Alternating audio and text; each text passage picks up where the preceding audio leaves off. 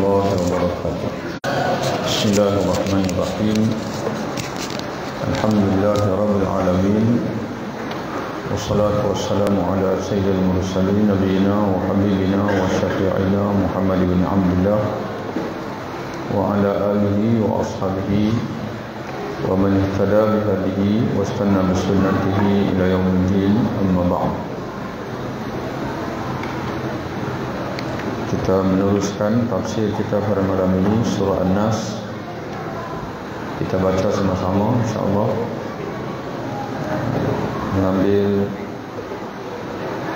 pahala dan juga keberkatan daripada surah ini insya-Allah. A'udzu billahi minasyaitonir rajim.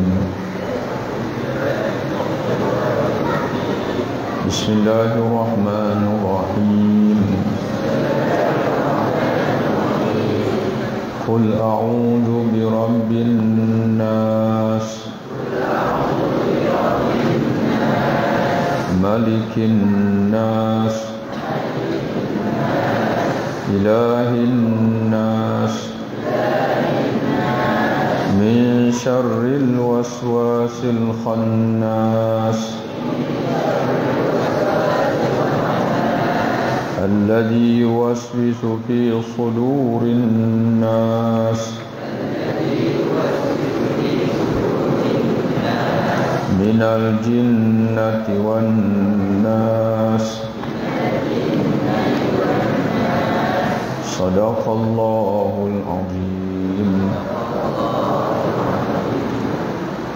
Qul, katakanlah, a'udzu, aku berlindung, birabbin nas, dengan pemelihara manusia. Terjemahan Hamka dalam tafsir ini, Rabbin nas, kata dia Rabb, iaitu pemelihara manusia. Dalam sebagian tafsir, kata ulama, Rabbin nas terangkum di dalamnya maksud khaliqihim wa malikihim, yang mencipta manusia dan juga yang memiliki manusia. Dan sebagian itu dalam tafsir adalah lain. Tafsir adalah lain. Dan dalam tafsir Al-Imam Al-Harari, kata dia Rabbin nas ay mujiduhum minal adam, yang menciptakan mereka daripada tiada. Jadi ala kulli hal, kata sekalian, kalimah Rabb, Rabbin nas, memberi maksud yang luas. Di sini Hamka dia memilih ungkapan pemelihara, Rabbin nas, pemelihara manusia. Jadi Allah Subhanahu wa taala bukan saja mencipta manusia, malah Allah memelihara, mentadbir, menggunakan rezeki pada manusia. Malikin nas, penguasa manusia. Penguasa manusia, mana Tuhan yang berkuasa mengatur urusan manusia, di mana manusia berada di atas muka dunia ini tidaklah bebas, sebaliknya mereka tertakluk dengan peraturan undang-undang yang telah ditetapkan oleh Allah Subhanahu wa taala. Jadi sebab itu, tuan-tuan sekalian, tidak semua yang dihajati oleh manusia akan tercapai melainkan jika dikehendaki oleh Allah Subhanahu wa taala. Hatta usia kita pun, kalau mengikut keinginan kita, memang kita nak hidup lebih lama, tapi Allah Subhanahu wa taala yang mengatur perjalanan alam ini, dan dia menetapkan kullu nafsin za'iqatul maut. Setiap yang bernyawa itu pasti akan menemui kematian. Itu menunjukkan bahawasanya kita tak berkuasa. Yang berkuasa adalah Allah Subhanahu wa taala. Ilahin nas, Tuhan bagi manusia. Dan nanti tuan-tuan sekalian, ini terjemahan Hamka Di awal dia menterjemah secara harfiah dengan bahasa yang sedikit. Kemudian diuraikan di depan nanti, kata dia ilahun nas, iaitu Tuhan yang berhak disembah oleh manusia. Setelah kita mengakui bahwasanya Allah adalah Rabb kita yang menciptakan kita, yang memelihara kita, yang mentadbir urusan kita, dan kita mengakui bahwasanya Allah Subhanahu wa taala dialah yang berkuasa mentadbir, menguruskan kehidupan kita ini, dan kita tidak ada kuasa langsung, maka sudah tentu dialah yang berhak disembah. Kerana yang lain itu bukan pemelihara kita, bukan pencipta kita, dan yang lain itu tidak berkuasa pun menentukan kehidupan kita. Sebaliknya dialah sahaja Allah Subhanahu wa taala yang berkuasa dan melihara kita, maka sudah semestinya lah kita hanya menyembah dia saja. Jadi sebab itu kita mengakui, ataupun dalam ayat ini Allah bawa sebagai untuk menegaskan bahawa dalam perlindungan sekalipun, dalam mohon perlindungan sekalipun, kamu, dialah Allah Ta'ala yang paling berhak untuk kamu, atau paling sesuai untuk kamu mohon perlindungan. Kerana dialah yang menguasai segala-galanya, dan dialah dari segi ibadat pun kamu beribadah menyembah dia, maka tidak ada sebab apabila kamu nak bergantung harap, nak bertawakal, nak minta tolong, kamu nak minta tolong dengan yang lain. Jadi sebab itu Allah mengajar kita untuk berlindung. Qul a'udzu birabbin nas. Katakanlah wahai Muhammad, aku berlindung dengan Tuhan pemelihara manusia, penguasa manusia, dan juga Tuhan yang berhak disembah oleh manusia. Tuan-tuan sekalian, dalam tafsir ini, di antara yang dijelaskan oleh Hamka, kenapa Allah Ta'ala menekankan manusia, padahal kita semua sedia maklum bahwasanya Allah Subhanahu wa taala dia bukan saja pemelihara manusia, penguasa manusia, dan juga Tuhan yang berhak disembah oleh manusia, bahkan sekalian alam. Dia adalah pencipta sekalian alam, dan dia adalah penguasa sekalian alam, dan dia disembah oleh malaikat, oleh jin-jin Islam. Ini bagi manusia dan jin lah, dia boleh pilih dia nak sembah Allah Ta'ala atau tidak. Bahkan dalam Quran Allah Ta'ala menyebutkan bahawa sekalian makhluk bertasbih kepada Allah. Subhanallahi ma fis samawati wal ard. Bertasbih kepada Allah segala makhluk yang ada di langit dan juga bumi. Tapi kenapa dalam surah ini, bahkan surah yang terakhir ini, Allah Ta'ala menekankan manusia, Tuhan manusia, penguasa manusia, dan juga zat yang berhak disembah oleh manusia.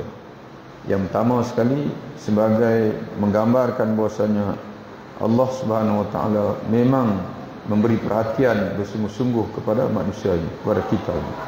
Dan kita kena menghargai itu. Dan kita kena menghargai itu perhatian yang Allah Ta'ala berikan kepada kita, sehingga kan dalam banyak-banyak makhluk yang ada di alam ini yang dia cipta, dia memberi kemuliaan kepada kita untuk menjadi khalifah di atas muka bumi. Dan Allah mengangkat makhluk yang terbaik pun bukan di kalangan malaikat, tapi di kalangan manusia, iaitu Nabi kita Muhammad sallallahu alaihi wasallam. Dan Adam alaihissalam telah dibuktikan Allah bahwasanya dia mampu mencapai ketinggian melebihi daripada malaikat dengan ilmu. Wa 'allama Adam al-asma'a kullaha. Dan Allah telah mengajar Adam nama-nama sekalian. Kemudian dibentangkan nama-nama itu kepada malaikat. Dan malaikat tak berupaya untuk menyebutkan, kerana malaikat ini penguasaan ilmu dia terbatas kadar yang Allah Ta'ala berikan set dalam kehidupan dia. Tapi Adam AS ini, dia dikurniakan Allah dengan alat, iaitu otak, akal, dibantu pula oleh hati yang dapat mengenal, dan tak ada had. Selagi mana dia nak mengaji, selagi mana dia nak mengenal Allah, maka dia boleh mengenal Allah. Tinggal dia peninggan dia. Macam kita lah. Tapi kita ni orang sebut bahawa sangat terlalu sedikit kemampuan akal yang manusia guna, dan banyak dia tak guna, dan sangat sedikit sangat, sehingga akan dikatakan kalau nak diciptakan komputer yang sama kemampuan dengan akal manusia ini, kalau cipta komputer yang sebesar padang bola sekalipun belum boleh menyamai kemampuan akal manusia ini. Tapi sayangnya manusia guna sikit. Dan sebab itu kalau kita nak hafal 30 juzuk Quran, kita boleh hafal 30 juzuk Quran. Imam Bukhari bukan sekadar menghafal Quran, dia menghafal 1 juta hadis. Yang ulama-ulama dulu menghafal, dia boleh mentadabur Quran, dan dia boleh bangun malam, dan dia boleh berzikir kepada Allah, dia boleh merenung diri dia boleh merenung alam dan sebagainya. Jadi sebab itu mereka tidak buang masa. Tapi orang hari ini, tuan-tuan sekalian, oleh kerana tamadun pada hari ini dikuasai oleh barat, tamadun hiburan dia panggil, tamadun berseronok. Jadi menyebabkan makhluk dunia pada hari ini banyak menggunakan otak mereka, akal mereka, bukan untuk mengenal, bukan untuk mengenal diri, bukan mengenal Tuhan, bukan untuk mencari kebenaran di dunia ini, tapi semata-mata untuk berhibur. Yang bangun pagi, yang terdetik dalam kepala ni ialah nak makan apa, nak tengok televisyen cerita apa, lepas satu cerita nak pergi mana, nak jumpa mana, begitulah kehidupan dia. Padahal tuan-tuan sekalian, di depan kita ini ada 30 juzuk Quran, 114 surah, 6,000 ayat lebih, yang semuanya meminta untuk difahami, ditadabbur. Dan berapa masa? 20 tahun. Dan kita tak boleh nak dakwa kata kita ni lebih hebat daripada Nabi dan juga para sahabat. Quran turun dalam masa 20 tahun lebih. Maka sepatutnya kita melalui usia itu sedikit demi sedikit. Dan Quran ni dia tak boleh difahami dengan sekaligus, dia kena fahami sikit demi sedikit. Itulah Allah Ta'ala turunkan ayat sikit demi sikit perjalanan kita. Dan begitu juga tuan-tuan sekalian, Rasulullah dia mengajar sahabat-sahabat pun sikit demi sedikit. Yang dia tak mengaji macam kita ni 1 jam, lepas tu tunggu minggu depan pula. Yang dia mengaji Rasulullah pun hadis sikit demi sedikit. Kehidupan, tengok apa Rasulullah buat, dia buat. Nah, apa yang dia buat salah, Rasulullah tegur, dibetulkan, sehingga kehidupan mereka menjadi perfect, dan menjadi dipanggil, dan mereka mencapai tahap awliya Allah, kekasih-kekasih Allah Ta'ala, bukan sekaligus, tapi melalui proses yang sedikit demi sedikit selama 20 tahun lebih. Jadi begitulah kehidupan kita sepatutnya. Tapi ala kadarlah tuan-tuan sekalian, sebab kita pun dah, anak-anak kita ni mudah-mudahan mereka ada masa untuk membina kesedaran kerana mereka masih muda. Tapi kita yang dah tua ini tak payahlah, tak dapat dah 20 tahun itu. Dan 20 tahun itu mungkin tak sampai dah. Maka jangan sia-siakan masa yang ada. Dan masa-masa yang ada ni tuan-tuan sekalian, usia yang masih ada ini jangan sia-siakan, gunalah sepenuhnya. Kalau tak sepenuhnya itu maknanya aghlabiyah, kebanyakannya untuk agama, dan untuk memahami sebuah sedikit Quran, utama sekali ayat-ayat akidah. Ayat-ayat akidah mengenal Allah, membetulkan kesilapan dan sebagainya. Jadi itu yang pertama. Yang kedua tuan-tuan sekalian, selain daripada perhatian, menggambarkan perhatian Allah kepada manusia ini dengan sebut semua manusia, Rabbin Nas, kemudian ulang lagi Malikin Nas, kemudian ulang lagi Ilahin Nas. Yang pertama kita sebut perhatian. Yang kedua untuk peringatan, peringatan kepada manusia bahwasanya jangan dia ingat bahwasanya dia hidup di atas muka dunia ini, dia boleh buat sewenang-wenangnya, kerana dia adalah makhluk Allah. Allah lah Tuhan dia. Allah boleh menimpakan, Allah boleh memberikan rezeki pada dia, Allah boleh menimpakan rahmat pada dia, dan pada masa sama Allah juga boleh menimpakan azab kepada dia. Dan dia kena ingat bahwasanya perjalanan hidup dia ini ditentukan oleh Malikin Nas, oleh Allah, dan Allah lah yang menguasai dia. Dan bila dia mati nanti, Allah akan bangkitkan dia. Sebab itu di antara disebut oleh, di antara yang dibawa oleh Hamka disebut, dia kata tidaklah Allah membiarkan saja manusia untuk hidup menurut semua maunya sendiri. Dia kena ingat begitu. Tidaklah Allah membiarkan saja manusia untuk hidup menurut semua maunya sendiri. Tidak. Lalu Hamka bawa satu ayat Allah, ayah sabul insanu ayyutraka sudah. Apakah manusia menyangka bahawa ia akan dibiarkan saja hidup berlontar-lontar. Apa makna lontar-lontar? Berlontar-lontar. Sudan ni makna begitu saja. Tidak ada tujuan, tidak akan dibangkitkan nanti, tidak akan dihisab dan tidak. Jadi sebab itu penguasa yang mutlak atas diri manusia ini, yang maha berkuasa Allah, mentakdirkan, mentakbirkan, sehingga mau tidak mau kita manusia ini mesti menurut peraturan yang telah ditentukannya, yang disebut dengan sunnatullah. Dan ini ada sunnatullah di perjalanan ini. Kalau kita nak bahagia, kena ikut jalan kebahagiaan yang telah ditentukan oleh Allah. Di antaranya, tuan-tuan sekalian, Allah Ta'ala menyebutkan dalam beberapa tempat dalam Quran, qad aflaha man zakkaha, sesungguhnya berjayalah orang yang menyucikan jiwanya. Kalau nak berjaya, wa nafsin wa ma sawwaha, dan demi jiwa manusia serta penyempurnaan yang Allah Ta'ala takdirkan. Dia menyempurnakan jiwa manusia ini dengan dikurniakan akal, dikurniakan hati sanubari. Fa alhamaha, lalu Allah mengilhamkan kepada jiwa manusia ini, kepada diri manusia ini, fa alhamaha fujurha wa taqwaha, apa yang buruk, apa yang fujur, yang fujur makna yang boleh mengotorkan jiwa, yang jahat, yang tidak dirajuk oleh Allah, wa taqwaha, dan juga diilhamkan yang takwa.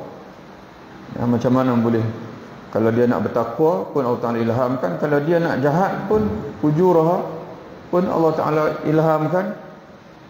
Lalu Allah Ta'ala kata, wa nafsin qad aflaha man zakkaha, sesungguhnya akan berjayalah orang yang menyucikan jiwanya, iaitu melalui jalan takwa. Wa qad khaba man dassaha, dan akan rugilah orang yang mengotorkan jiwanya.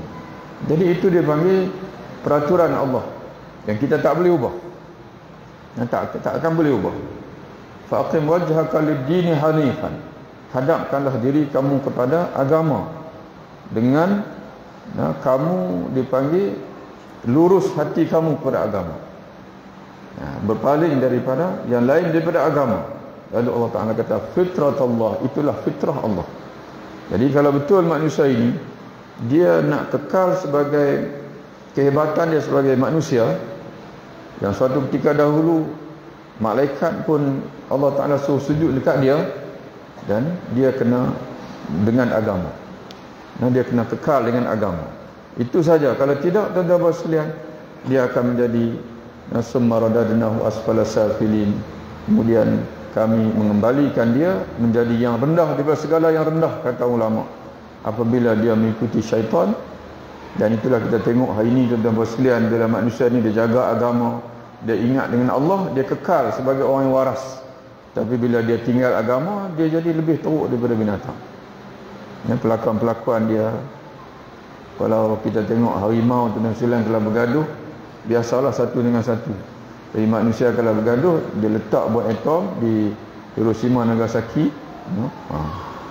Itu manusia, tuan-tuan sekalian, lebih teruk daripada dan bahkan Allah Ta'ala sebut dalam Quran dalam bentuk tamsil, hum kal an'am, mereka seperti binatang ternak. Dan ada ketika Allah Ta'ala umpamakan manusia ni jadi macam anjing. Famasalu kamasal kalbi, perumpamaan dia sama seperti anjing, kata Allah.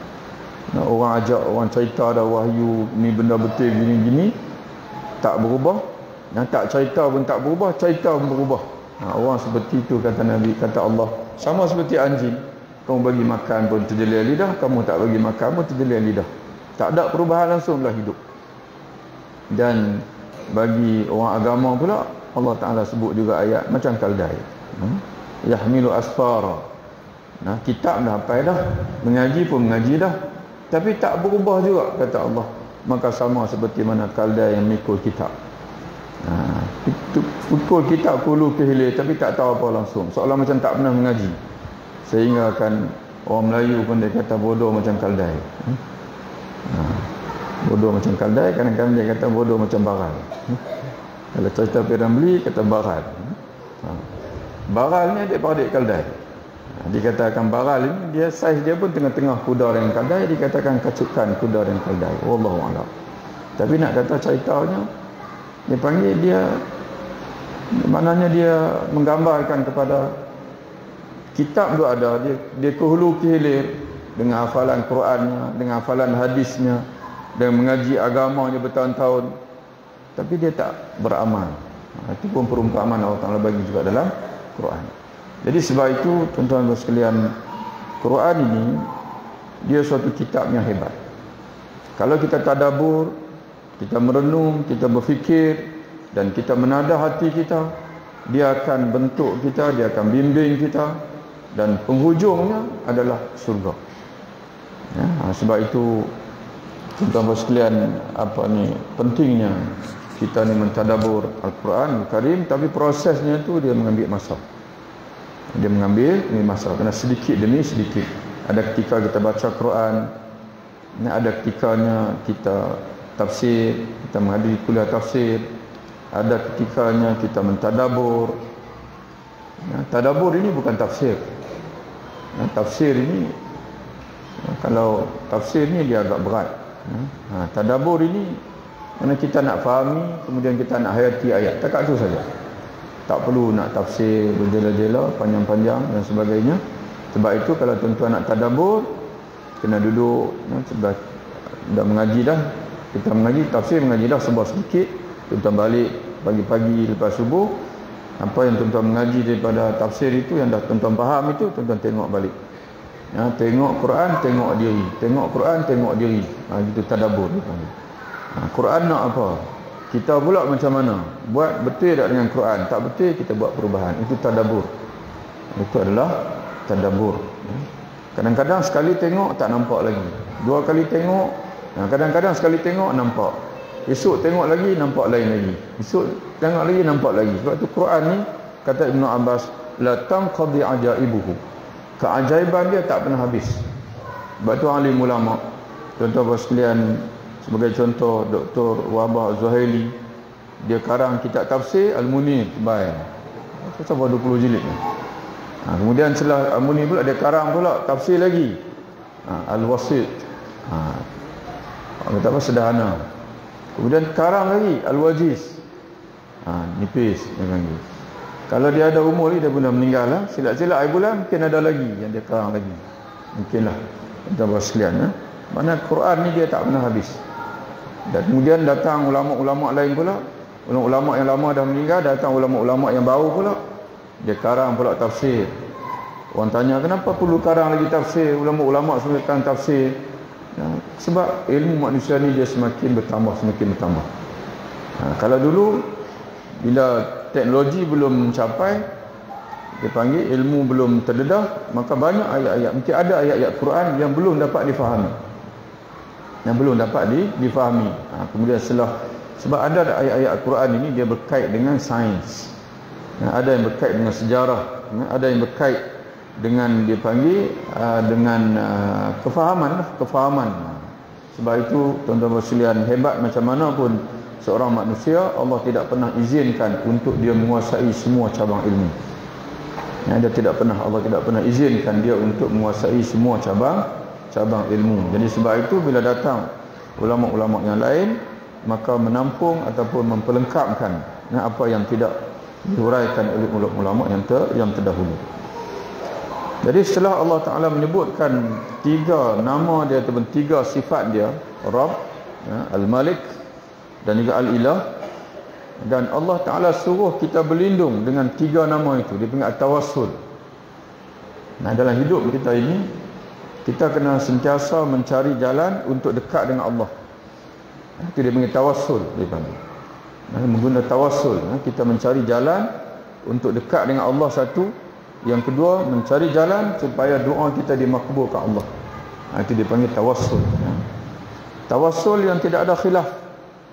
Terutama sekali dalam kita memohon, sama ada mohon hajat ke. Dan dalam ayat ini Allah Ta'ala mengajar kita bertawassul untuk memohon perlindungan. Qul a'udzu, aku berlindung. Boleh saja kita nak kata a'udzubillahi minasyaitonir rajim, terus dengan Allah Ta'ala. Tapi tuan-tuan sekalian, Allah Ta'ala sini sebut dalam surah Al-A'raf, inna lillahi tis'atan walillahi al-asma'ul husna fad'uhu biha. Allah Ta'ala sendiri habaq dekat kita. Dia kata dia ni ada banyak nama. Dia zat satu, tapi kesempurnaan dia tu terlalu luas, sehingga kan dia berhak untuk memiliki segala nama-nama yang hebat-hebat. Lalu Allah Ta'ala kata, fad'uhu biha, kamu serulah Allah dengan nama-nama itu. Seru ada dua makna. Seruan ibadah, mana beribadahlah dengan nama-nama itu. Dan yang kedua boleh beri makna du'aul masalah, seruan meminta, dia panggil. Mintalah hajat kamu kepada Allah dengan nama-nama itu. Jadi sebab itu para ulama menyatakan, bila kita rujuk dalam hadis Nabi sallallahu alaihi wasallam, Nabi kata Allah ni ada 99 nama. Allah memiliki 99 nama, dan Allah Ta'ala suruh kita minta bertawassul dengan nama-nama itu, menggambarkan bahasanya hamba dia ini ada 99 masalah. Dan kita ni ada 99 masalah dalam hidup kita ini. Masalah kemiskinan, Allah Ta'ala dialah yang maha kaya, Al-Ghani. Ya ayuhan nas antumul fuqara ila Allah, wahai sekalian manusia, kamu fakir kepada Allah. Tak payah sembanglah kata kaya. Kamu kaya duit saja, tapi yang lain-lain kau miskin. Kalau duit banyak, tuan-tuan sekalian, pinat orang tak mau jual barang kat kita. Tuan-tuan nak kena pergi laut sendiri, pergi cari ikan, nak kena cucuk tanam sendiri. Sebab petani-petani tak mau jual kat kita, sebab kita duit banyak, pergi sembang kemas. Orang tak mau jual kat kita. Jadi tuan-tuan sekalian, ya, kita kaya satu segi, tapi kata Allah, pada hakikatnya kamu miskin. Antum fuqara Allah, kamu miskin kepada Allah, kamu sangat berhajat kepada Allah. Wallahu al-ghaniyyul hamid. Allah Ta'ala sajalah yang maha kaya lagi maha terpuji, yang berhak disanjung. Jadi kita ni sakit, Allah Ta'ala ada nama Asy-Syafi. Sebab itu Nabi mengajar kita dalam doa syifa, Allahumma rabban nas azbil ba'sa ishfi wa anta syafi la syifa illa syifa'uka syifaan la yughadiru saqama. Tapi orang hari ni dia tak mau baca dah doa syifa ni, sebab doktor banyak, ubat pun banyak, vaksin pun dah ambil. Dia kata, saya ambil vaksin 3 kali ustaz, tak payah bimbang lah. Tengok-tengok 2 hospital juga kena juga. Tak payah tuan-tuan sekalian, vaksin 3 kali pun tak payah, kena juga. Cuma dapat sikit lah, Allah Ta'ala izinkan, dia tak teruk sangat daripada tak ada vaksin. Tapi tuan-tuan sekalian, ada yang mati walaupun setelah vaksin. Tak payahlah, mungkin dia ambil vaksin pun, tapi dia punya antibody dia, kekuatan dia terlalu lemah, dia tak payah nak protect juga. Jadi sebab itu tuan-tuan sekalian, Allah Ta'ala lah yang maha menyembuhkan. Idza maritu wa huwa yashfin. Bila aku sakit, macam mana ayat dia dalam surah ketika Nabi Ibrahim ada fa, kata tak? Idza maritu fa, ada fa wa yashfini. Bila aku sakit, bila dia Nabi Ibrahim depan Namrud tanya, Tuhan yang kamu ajak kami ni sembah ini, kamu cerita.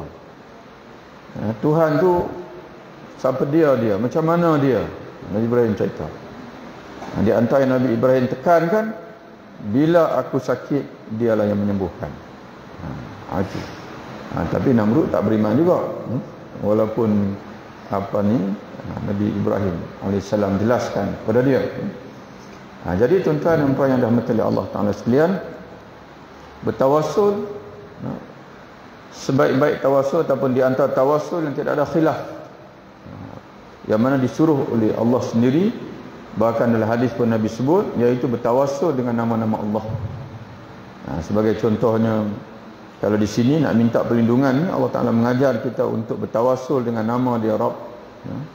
Qul a'udzu bi rabbin nas, malikin nas, ilahin nas.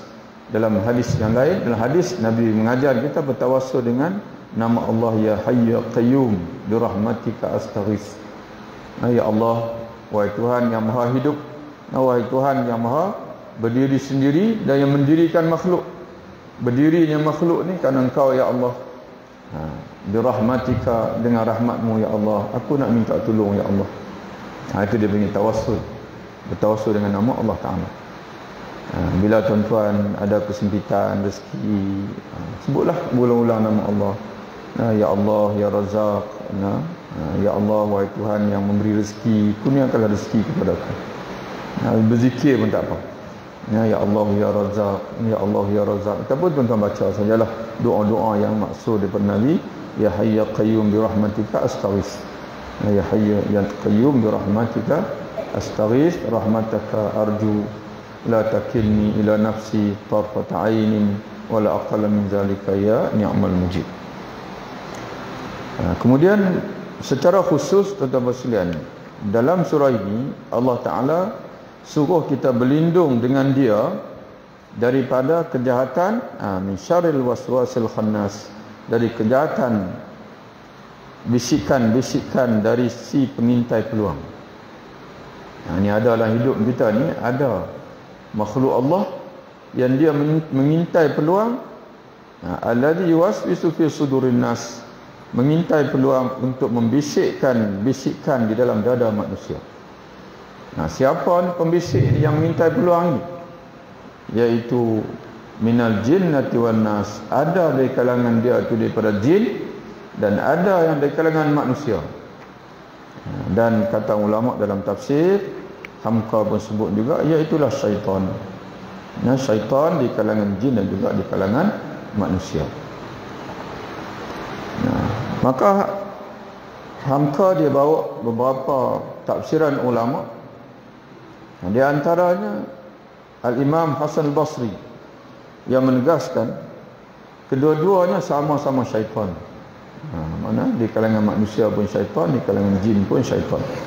Minal jinnati wan nas. Allah Ta'ala sebut jin dulu. Syaitan yang berupa jin memasukkan was-was ke dalam manusia secara halus. Adapun syaitan yang berupa manusia memasukkan was-was secara kasar. Dia datang jumpa kita, tak payah ikutlah Islam ni, rugi, payah. Itu kita berselian tu manusia yang maknanya kalau tengok ayat ini syaitan, tapi jangan tuan-tuan kata syaitan pula kat dia. Maknanya begitulah. Kata Imam Hasan Al-Basri, biasa dalam tafsir kalau sebut Al-Hasan, di situ tak sebut Hasan Al-Basri, tapi biasa Hasan Al-Basri lah. Imam Hasan Al-Basri kata dia kedua-duanya adalah sama-sama syaitan, menyampaikan bisikan dan menghasut manusia berpaling daripada agama Allah. Cuma syaitan yang berupa jin memasukkan was-was ke dalam manusia, dalam dada manusia secara halus. Adapun syaitan yang berupa manusia memasukkan was-was secara kasar. Qatadah menjelaskan, juga seorang mufassir, syaitan kedua-duanya ada syaitan, ada syaitannya di kalangan jin, ada syaitan-syaitan di kalangan manusia pun ada syaitan. Dalam tafsir Ustaz Al-Imam Syekh Muhammad Abduh, tafsir Al-Azhar, tafsir Al-Manar, tafsir Al-Manar, dia menjelaskan yang membisikkan was-was ke dalam hati manusia itu ada dua macam. Pertama ialah yang disebut jin, iaitu makhluk yang tidak nampak oleh mata dan tidak diketahui mana orangnya, tetapi terasa bagaimana dia masukkan pengaruhnya ke dalam hati, membisikkan dan merayu. Jadi sebab itu tuan-tuan sekalian, dan semacam lagi ialah satu lagi, sebangsa lagi ialah perayu yang kasar, iaitu manusia-manusia yang mengajak dan menganjurkan kepada jalan yang salah. Jadi sebab itu kadang-kadang bila kita dengar azan, tuan-tuan sekalian, lalu ada bisikan, tunggu apa lagi, tak bangkit, pergi sembahyang berjamaah. Itu suara, itu insya-Allah tu suara malaikat. Sekali main pula, Allah duduk kalut buat apa, sembahyang di rumah pun boleh, main pula suara lain. Bergantung pada kita lah, kita nak menangkan bisikan yang baik ataupun kita nak menangkan bisikan daripada syaitan tadi. Tapi kalau kita tuan-tuan sekalian teguh dengan ilmu kita dah mengaji dah, sembahyang berjemaah 27. Dan sembahyang berjemaah ini tuan-tuan sekalian, setiap langkah itu satu langkah mengangkat darjat, satu langkah yang kita jatuhkan itu menghapuskan dosa. Kita dah mengaji dah, kita ingat balik ilmu. Itu pentingnya ilmu. Sentiasa kita simpan ilmu dalam kepala kita untuk kita panggil bila masa kita nak. Dan kita hidup dengan ilmu, jangan hidup dengan nafsu. Karena itu waktu bila kita tak boleh, dia bisik kita tak boleh, kena pergi sembahyang berjemaah, tidak rugi 27. Kita bayangkanlah 5 kali kita sembahyang di rumah, 5 sembahyang sama 4 rakaat, subuh 2 rakaat, zuhur 4, maghrib, asar 4, sama macam orang lain yang pergi sembahyang berjemaah. Tapi kita 5 saja, orang lain 27 kali 5. Berapa dah? Satu hari saja dia dah tinggal kita berapa tangga. Kita duduk tuang jemaah panjang, dia tak tuang. Jadi tuan-tuan sekalian, sikit saja. Kita jangan tanya nafsu kita, kita tanya akal kita. Ambil masa untuk bertanyakan ilmu, bertanyakan akal kita. Kita akan berjaya untuk dapat yang terbaik. Nak buat maksiat pun sama juga. Berhenti saat tanya, fikir seketika, selamat. Tapi kalau kita terus saja tanya nafsu kita, maka jatuh kalau kita dalam maksiat tersebut. Kita berselian, cuma gagah sikit kita ni, orang beriman ni Allah Ta'ala jaga. Lepas buat maksiat pun dia datang penyesalan. Itu dia panggil an-nafsul lawamah. La uqsim bin nafsil lawamah. Itu nafsu orang beriman, mana dia tidak terlanjur jauh, sebaliknya dia Allah Ta'ala sayang. Lepas buat maksiat pun dia masih lagi, Allah Ta'ala masih lagi, orang kata apa, memberi sentakan dalam hati dia. Kamu ni tak takut kau, dan tak bertaubat dengan kamu terlanjur melakukan dosa dan sebagainya. Kemudian tuan-tuan sekalian, penutup bagi surah An-Nas ini, bukan penutup, mana dalam penutup surah An-Nas lah di ujung, Hamka dia bawa Imam Al-Ghazali, petua Imam Al-Ghazali, macam mana kita nak jaga diri kita daripada bisikan syaitan, bisikan Al-Khannas ini. Mana satu makhluk Allah yang Allah Ta'ala izinkan untuk dia menyampaikan bisikan dalam hati manusia, sama ada secara halus ataupun bisikan kasar. Kata Hamka, Imam Al-Ghazali dalam kitabnya Ihya Ulumuddin yang terkenal itu, memberikan bimbingan terperinci bagaimana usaha supaya di dalam kita melakukan sembahyang jangan sampai si khannas itu dapat memasukkan pengaruhnya ke dalam dada kita. Maknanya tengah sembahyang pun, yang kata syaitan ni, dia akan cuba untuk melalaikan kita. Mula-mula sekali dia kata tak payah pergi sembahyang lah. Kita kata tak boleh, kena pergi sembahyang. Dia tak pernah butuh asal, dia tak apa pergi. Kamu pergi sembahyang nanti orang akan kata kamu rajin, dan orang akan kata kamu ahli masjid. Dia ganggu pula niat kita. Kita kata tak boleh, niat itu tak betul. Pergi sembahyang ni wahai hati, lillahi ta'ala, bukan kerana nak puja dan sebagainya. Tewas dia. Dia tak butuh asal lagi. Tak apa, kamu sembahyang tak apa, tapi tak payahlah khusyuk sangat. Dia ganggu lagi tuan-tuan sekalian. Tak pernah butuh asal yang kata iblis dan juga syaitan ni. Jadi Imam Al-Ghazali dia nak bagi petua dekat kita sebagaimana dinaqalkan oleh Hamka daripada kitab Ihya Ulumuddin. Di antara lain beliau menulis, Imam Al-Ghazali menulis. Jadi surat tentu panjanglah, kena rujuk. Kalau nak baca panjang kena rujuk dalam kitab Ihya Ulumuddin. Di antara lain beliau Imam Al-Ghazali menulis, apabila engkau membaca a'udzubillahi minasyaitonirrajim, hendaklah engkau ingat bahawa musuh besarmu itu syaitan, selalu mengintipmu, mana menunggu kesempatan. Kena ingat itu, jangan lupa. Dan jika engkau lengah, nescaya dipalingkannya hatimu daripada ingat akan Allah. Mana sembahyang juga tapi lalai. Asal mulanya ialah kerana hasad dengkinya kepada kamu. Jadi kenapa syaitan beria sangat ni? Kerana dia dengki. Sejak daripada Nabi Adam AS lagi, dia iri hati. Sebab sepatutnya Adam kena sujud dekat dia, tiba-tiba Allah Ta'ala suruh dia sujud dekat Adam. Dan dengan sebab dia lah kata, dengan sebab Adam lah dia engkar kepada Allah, tidak sujud pada Adam lah, maka dia dikeluarkan daripada surga dan terpaksa duduk di atas dunia ini dan dimurkai pula oleh Allah Ta'ala. Maka sebab itu asal usulnya adalah kerana dia dengki. Melihat asal mulanya ialah kerana hasad dengkinya kepadamu. Melihat engkau munajat menyuruh Allah dan engkau bersujud padanya, padahal dia dikutuk Tuhan kerana sekali bersalah menentang Tuhan tidak mau sujud kerana kepada Adam. Itu punca dia. Dia buat salah bertulisan sampai ke ini. Tuan-tuan sekalian, itulah kita sebut kita ni Allah Ta'ala jadikan kisah dua-dua buat salah. Iblis buat salah, tapi sampai sekarang ni dia tak minta ampun. Adam buat salah juga, tapi Adam minta ampun. Itulah baiknya Adam, tuan-tuan sekalian. Tak ada sebab kita nak ikut iblis. Kenapa kita tak mau ikut pak kita? Mana jangan sombong, jangan degil, kita cepat-cepat minta ampun. Kemudian iblis ni, dia bila dia tak tengok diri dia duduk kira orang. Dia itu menjadi hina di muka Allah sebab Adam. Patut dia kena tengok diri dia sendiri. Adam pula dia tak tengok iblis. Dia tak tengok iblis.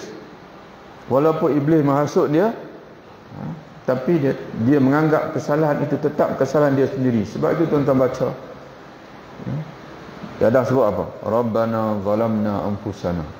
Wahai Tuhan kami yang telah menzalimi diri kami sendiri. Dia tak kata, wahai Tuhan, iblislah yang menyebabkan aku ni termakan pokok, buah daripada pokok ni. Tidak. Dia kata, aku dan isteriku, kami sendiri yang telah menzalimi diri kami sendiri, tuan-tuan sekalian. Jadi sebab itu kita yang hidup pada ini pun kena ubah. Dan jangan kawan ni, kawan sana, kawan ni, kita duduk kawan betul selalu. Tidak, tuan-tuan sekalian. Kita sendiri masalah. Kena betulkan diri kita sendiri. Dan sesungguhnya engkau memperlindungkan diri kepada Allah daripada pedayaan syaitan itu, ialah dengan meninggalkan apa yang disukai syaitan, bukan semata-mata hanya berlindung di ucapan mulut saja. Walaupun di sini Allah Ta'ala mengajar kita supaya berlindung dengan mulut kita, tapi kata Imam Ghazali tak cukup. Mulut juga, tapi kita sendiri itu kena tinggalkan apa yang disukai oleh syaitan, bukan semata-mata hanya berlindung di ucapan mulut saja. Kerana orang yang telah diintai oleh binatang buas sedang dia tahu atau hendak diserang dan dibunuh oleh musuhnya, tidaklah akan menolong kalau hanya diucapkannya, aku berlindung kepada Allah, bentengku yang kuat, padahal dia masih tegak juga di tempat itu. Dah tahu depan ada singa, tuan-tuan sekalian, tak cabut lari lagi, duk minta, duk berlindung, aku berlindung dengan Allah, Tuhan yang melindung, tuan-tuan sekalian.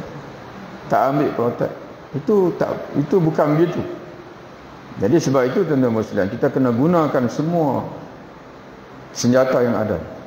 Doa, dan juga pada yang sama kita kena tinggalkan apa yang disukai oleh syaitan, dan kita melakukan apa yang diredai oleh Allah Subhanahu wa taala.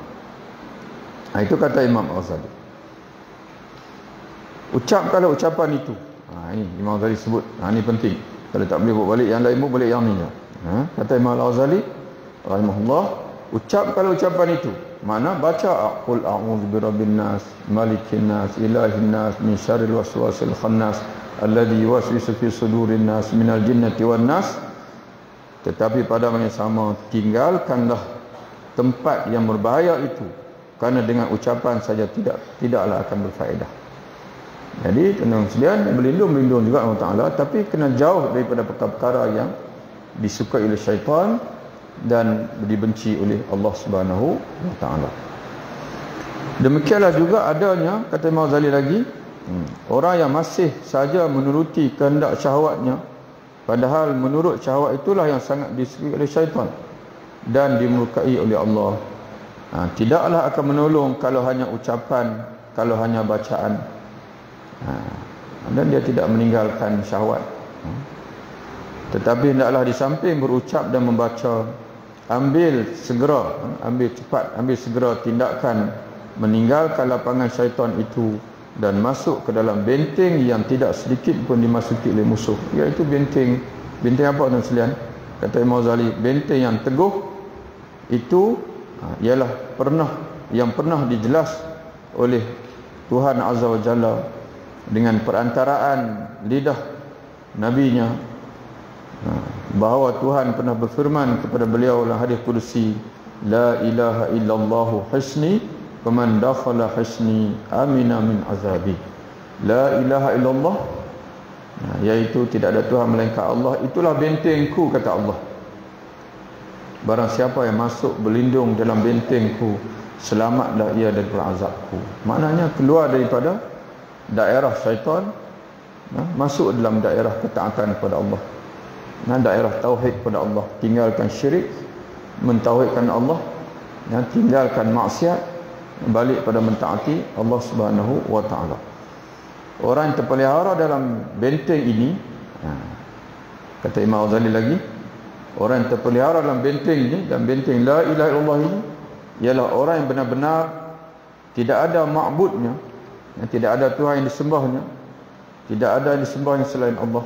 Maknanya orang yang berada dalam benteng la ilaha illallah ini ialah orang yang benar-benar menyembah Allah Ta'ala, jaga sembahyang, jaga puasa, jaga sebagaimana Nabi SAW pesan dalam satu hadis, pesanan Nabi kepada Ibnu Abbas radhiyallahu anhu, sallallahu alaihi wasallam radhiyallahu anhu, yahfazillah yahfazka, jagalah Allah, Allah akan jaga kamu. Yahfazillah tajidhu tujahaka, jagalah Allah, maka kamu akan mendapati Allah sentiasa bersama dengan kamu.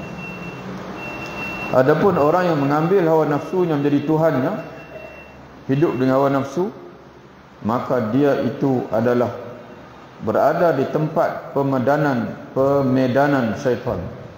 Mana dia berada dalam kawasan syaitan, hidup bersama dengan syaitan, bukan berlindung di benteng Tuhan.